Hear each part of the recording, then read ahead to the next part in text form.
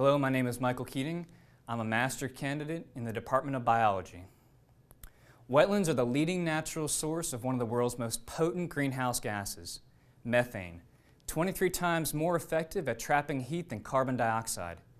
Did you know that wetland plants are hotspots of methane emissions to the atmosphere because they draw up methane from the sediments and exhale it out of their stomata? They can do this because they have air spaces in their roots and stems that allow for important gases to be transported throughout the plant. Now, very few people have tried to observe this plant effect in the entire Mississippi River Basin, but other researchers around the world have found that wetland plants greatly increase methane emissions from wetlands.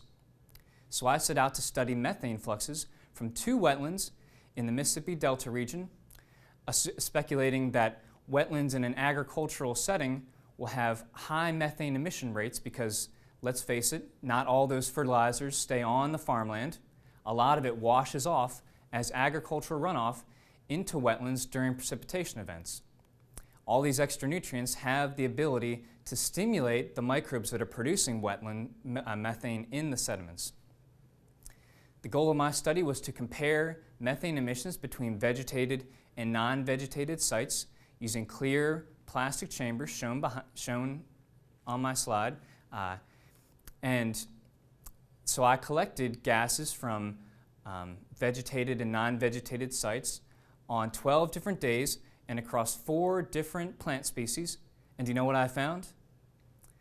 On only one day of all 12 of those samplings did I find any difference in methane emissions between vegetated and non-vegetated sites, meaning that wetland plants did not increase methane emissions from these wetlands.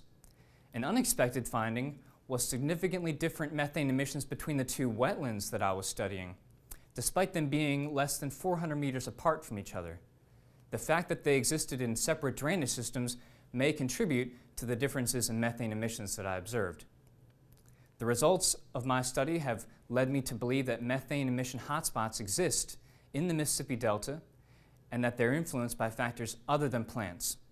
Just what controls methane emissions from wetlands in the Mississippi Delta has the potential to influence management decisions that will lead to improved air quality and global warming mitigation in the region.